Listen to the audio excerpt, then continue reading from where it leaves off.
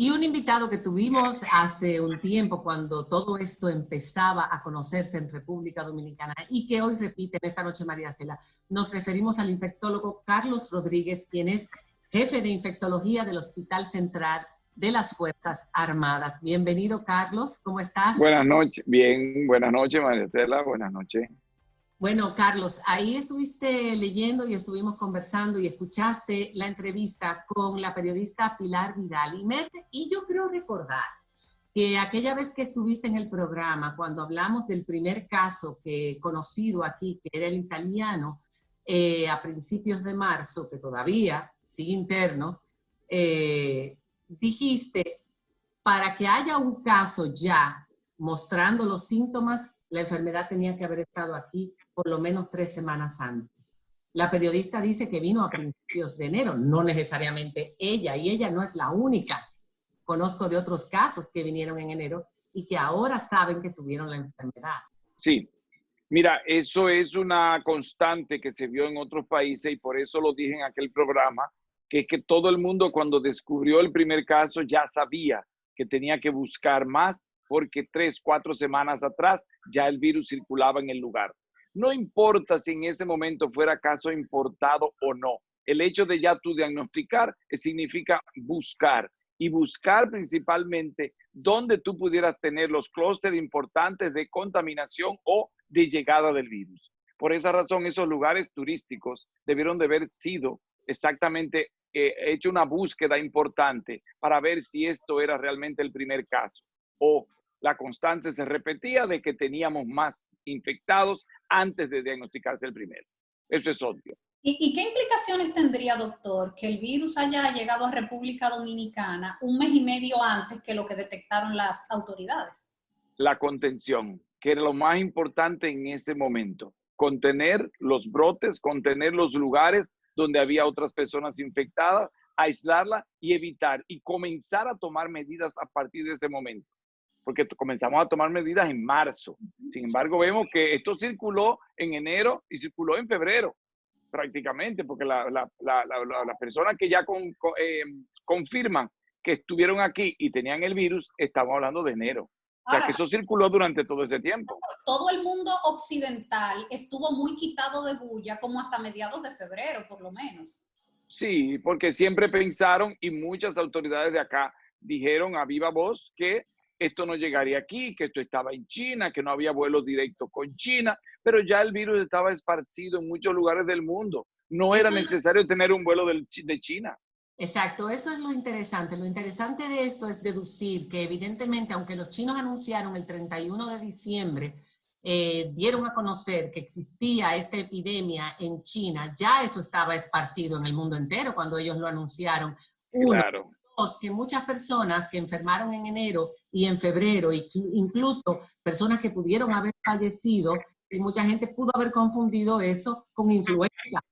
Porque era un momento, claro, donde había circulación de otros virus respiratorios, principalmente había circulación de influenza. ¿Y por qué no? Pudo haber personas que tuvieran la coinfección de influenza más el nuevo coronavirus. Pero si no se hace la prueba, no se sabía en ese momento o no se pensaba, porque la idea es pensarlo. Fíjate que ya en ese tiempo habían comenzado a viajar los chinos para la conmemoración del Año Nuevo Chino. Es decir, había una movilización de chinos fuera de su territorio. Y obviamente a partir de ahí llegar a otros, no directamente desde China. O sea, gente que viajó a Europa y desde Europa exactamente tenemos personas que vinieron acá. Bueno, vamos a hablar de algo. Vamos a hablar de las mascarillas. Ayer, antes de ayer, el viernes, el presidente recrudeció las medidas restrictivas para las personas que andan en la calle de 6 de la mañana a 6 de la tarde, obligando a usar las mascarillas. Entonces, mucha gente está confundida con relación a las mascarillas y la forma de higienizar las mismas. Podemos mostrar algunas y que tú nos expliques cuáles son las más efectivas y cómo se deben higienizar. Sí, fíjate, tenemos mascarillas simples que la gente hace de tela, fabrica en casa. Esas mascarillas van a contener la secreción respiratoria que una persona pueda expulsar hacia afuera cuando estornuda, cuando tose, cuando habla, y ayuda a una barrera en sentido general en la población. Esa mascarilla se puede lavar, desinfectar, con todo lo que tú quieras, no hay problema. Ahora, las mascarillas especiales... Por ejemplo, un pañuelito de tela, doctor. Por ejemplo, un pañuelo de tela. Lo importante es que no salga descubierto a la calle. Y eso se lo decía hasta en Estados Unidos, que pudieran usar hasta una bufanda. No importa. Lo importante es un poco filtrar esta parte de secreción respiratoria. Ahora, las mascarillas especiales, la mascarilla N95 que utiliza el profesional médico, hay que tener en cuenta algunas cosas. No pueden colocarse en inmersión en soluciones de cloro, ni en soluciones de alcohol, ni pueden autoclavarse ni entrarse en el microondas. Ok, lo correcto para ellas sería la radiación UV, ultravioleta, en 30 minutos, el calor seco en horno convencional a 70 grados durante 30 minutos o la colocación sobre vapor de agua durante 10 minutos. ¿Qué resulta? Las de calor seco puede haber un problema. Esa temperatura muy alta, las que tienen el respirador plástico, las que tienen este dispositivo, puede derretirse. Entonces, lo ideal es que estas no sean colocadas en calor seco. Básicamente en el vapor de agua, en las radiaciones ultravioleta, pero baño no... de María, doctor, baño María. Lo llamamos nosotros. Pero que Correcto. quede claro, no sumergida en el agua, sino que le dé solo el vapor. Vapor durante 10 minutos encima de donde está el vapor, ¿verdad? Ahí durante 10 minutos, perfecto. Ahora, ya vieron, las de ustedes no tiene plástico. Esa no tendría ningún problema en ir al calor seco de 70 grados durante 30 minutos, sin problema. Por ejemplo, esa que enseñó María Cela, que la tiene mucha gente aquí, vuélvela a mostrar, María Cela, la N95. Aunque no tiene el respirador. Diana, hay que aclarar, yo solamente tengo 2 o 3 de estas, porque yo pensé que en caso de enfermarme era la única forma de proteger al resto de mi familia, pero estas deben dejarse para el personal sanitario. Claro. Preferiblemente. Además, la vigencia... de María Cela, lo que iba a decir era que aunque no tiene el respirador plástico, la gomita de ponerse en las orejas es plástica. Claro, el elástico pudiera alterarse un poco, pero la filtración, que es lo que importa, no hay ningún problema. Ahora, si tú sumerges esas máscaras en alcohol o en cloro, principalmente vas a reducir su capacidad de filtración a un 50%. Ojo con esto. Igualmente, la vida media de una máscara N95 normalmente es de 40 horas. Es decir, 40 horas de uso. De uso, ok. De uso. O sea, Lo que uno hace, Lo que uno hace con esto es que las desinfecta, porque si estás trabajando con personas infectadas, pues el frente se va obviamente a contaminar. Entonces puede ayudar a que tú la desinfectes y puedas seguirla usando por un espacio de 40 horas. Exacto, pero por eso decía, si es un personal sanitario que está expuesto al COVID constantemente, pero si es una persona que está en su casa con el COVID y lo que quiere es proteger a su familia, esa puede usarla ¿cuántas veces? ¿Cuál? ¿La N95? Sí, esta, la buena. 40 horas. 40 horas que... Aunque no esté 40 horas de uso, 40 horas de uso okay. Debería ser. Porque recuerda que ella tiene y va a acumular una serie de secreción cuando tú respiras, cuando hablas, etcétera, etcétera. Entonces, 40 horas de uso es un tiempo prudente para esta mascarilla. Ahora, en caso de que falten, de que están faltando, y obviamente tú quieres desinfectarla, tú la sometes a esos procedimientos. Lo ideal con el personal médico no es andar desinfectando cosas y manipulando cosas sucias. No. Estos, igual que la ropa de protección personal, es colocarla y descartar. Porque en ese proceso de estar circulando con una ropa sucia, puede haber un grado de contaminación para otras personas. Esta mascarilla, si no tenemos el 25, estas se consiguen más fácilmente. Menor perfecto. Precio. Estas son de papel. De papel. Una vez se mojó, ya hay que descartarla. Y ¿cómo las podemos higienizar? Esto es de una duración de 2 horas aproximadamente. A las 2 horas de uso, ya eso está mojado y ya eso está sucio de secreción respiratoria. Con la respiración. Con la respiración. Como eso aunque es papel, yo no esté enferma, aunque no estés enferma, solamente con tu respiración, María Cela. Con tu respiración ya mojas de secreción la máscara. y eso tiene una vigencia de 2 horas. A las 2 horas y eso está mojado del vapor que sale cuando hablas y cuando respiras. Y ya no te sirve mucho porque mojada ya ella no te sirve. Como es de papel, la descarta. O sea, si fui al supermercado con una mascarilla de esa, estuve 2 De horas papel. haciendo la compra, ya la tengo que botar.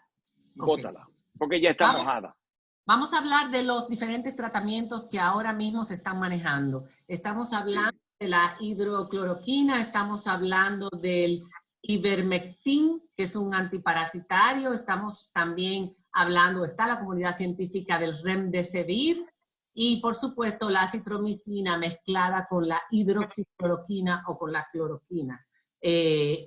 Algunos de estos medicamentos, todos son medicamentos conocidos que se utilizan, aprobados por la FDA hace muchos años. La comunidad científica dice que va a ser muy difícil crear un nuevo medicamento para combatir el COVID en poco tiempo, y muchísimo menos la vacuna.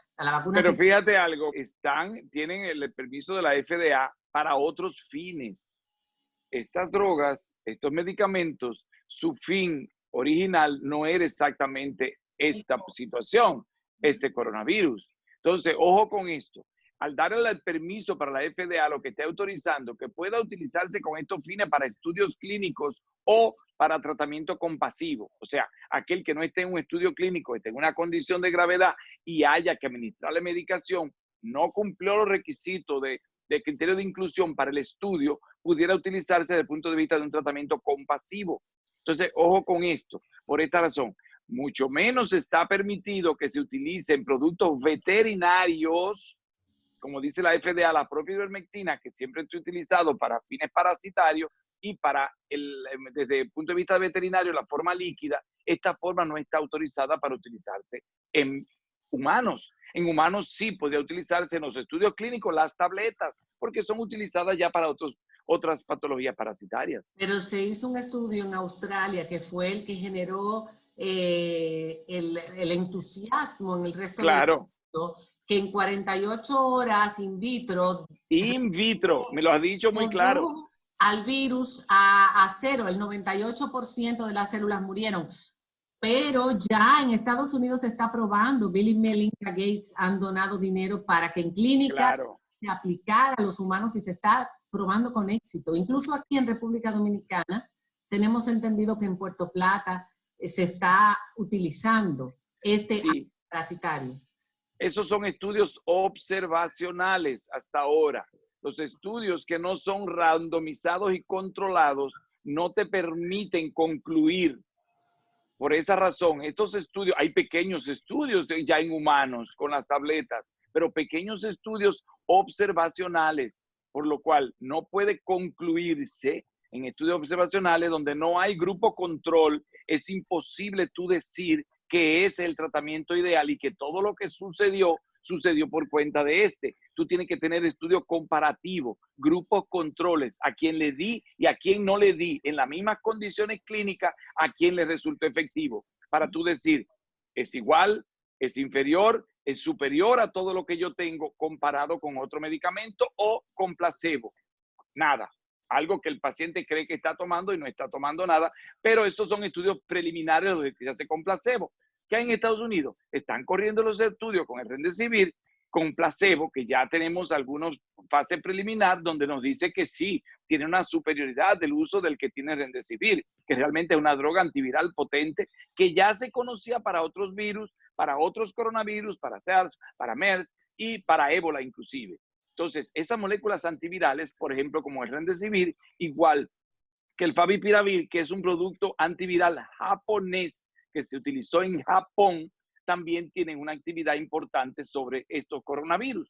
Los demás, los antiparasitarios, se ha visto que sí, que actúan a un paso de la multiplicación viral y esto hace que disminuya la replicación. Ahí están incluidos la hidroxicloroquina, junto con la acitromicina y el aporte de zinc, que parece que es importante porque la población, principalmente en estas comunidades, tiene una deficiencia importante de zinc que ayuda mucho en esta parte. Ahí tú vas a tener otros antiparasitarios que se han utilizado de manera empírica, como la nitazoxanida, que se utiliza para otros agentes parasitarios. Ahí tiene antirretrovirales, que pudieran actuar efectivamente la familia de los inhibidores de proteasa, porque la proteasa permite y ayuda en el clivaje final del virus para salir fuera de la célula, y esto se ha hecho importante desde el punto de vista de manejo en los pacientes. Todo para estudios clínicos. En unos pocos meses vamos a tener exactamente cuál sería. Ahora mismo se apuesta mucho al Remdesivir como el antiviral, que probablemente va a ser la droga de elección, sola o combinada por lo que ya conocemos. Ahora tenemos que tener mucho cuidado. La ética no se puede perder porque estamos en una pandemia. Gracias, doctor, por su participación y siempre aclararnos los temas. Ya sabe, doctor, vamos a tener que llamarlo cada cierto tiempo porque esto va para largo. Una última pregunta, ¿como para cuán largo? ¿Cuán largo? Todavía mayo es un mes crucial, y lo ha dicho la directora de la OMS. Lo peor no ha llegado a América Latina y al Caribe. Y esto es en base a toda la información que tiene la Oficina Panamericana de la Salud, que ha dicho esto. Es decir, que no esperemos que solo sea abril. Todavía queda mayo en el medio. Un día vamos a tener que hablar de la OMS, usted y yo. Sí, mucho, porque hay mucha tela que cortar ahí. Ay, hay mucha tela que cortar. Muchísimas gracias, Carlos. Buenas noches. Tenemos con nosotros al director general de la Policía Nacional, Ney Aldrin Bautista. Vamos a hablar sobre las medidas, sobre lo que ellos han pasado en todo este tiempo y qué están haciendo. Y sobre todo también el clerén, que los tiene muy preocupados. Cuando regresemos.